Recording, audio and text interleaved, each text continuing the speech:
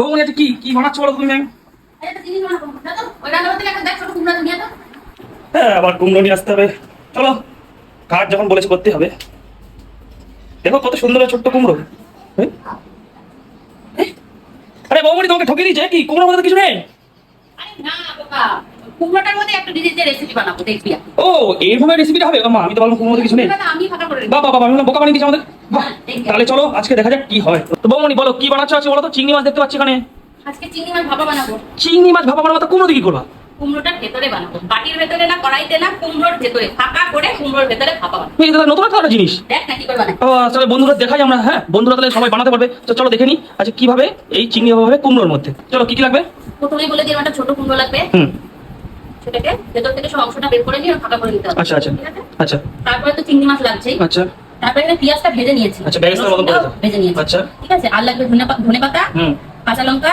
কাঁচা লঙ্কা কুচি করে নিয়েছি, ওটাও দেওয়া যায়। আর কালো জিরা। আর এইটা হচ্ছে মশলাটা। এটা কি কি আছে মশলার মধ্যে?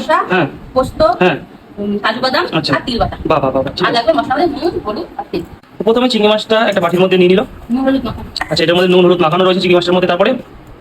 তারপরে মধ্যে পেঁয়াজ যে বেরেস্তা করা যে পেঁয়াজটা রয়েছে সেটা দিয়ে দেওয়া হচ্ছে। আর রসুন যে রসুন ভাজাটা দিয়ে দেওয়া হচ্ছে।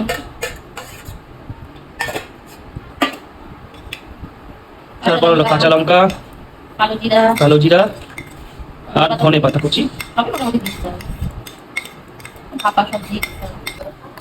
এবার যে পেস্টটা করেছিল সেই পেস্টটা এর মধ্যে পুরো ঢেলে দিচ্ছে।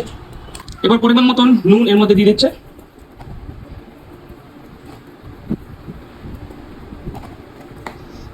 পরিমাণ মতন হলুদ,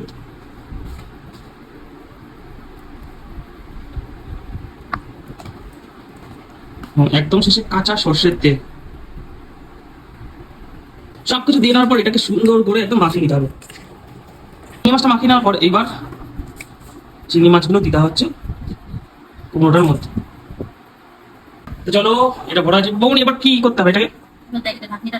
আচ্ছা, ঢাকনিটা কি দিয়ে আটকাতে হবে? ওই যে আটা মাখিয়েছে সেই আটাটা দিয়ে? এবার আটাটা দিয়ে, আচ্ছা বিরিয়ানি হাঁড়ি যেরকম। হ্যাঁ হ্যাঁ, এটাও আটা। বাহ বাহ। তারপরে এটাকে গ্যাসে ভাবে বসে দেবো। আচ্ছা চলো বন্ধুরা কিভাবে কি আচ্ছা আচ্ছা চলো দেখে নি কিভাবে এটাকে ভাপে বসাতে হবে। বড় গামলার মধ্যে জল নিয়ে নিয়েছে, স্ট্যান্ডটা বসিয়ে দিয়েছে। এবার যে কুমড়োটা সেটার মধ্যে বসিয়ে দেবে।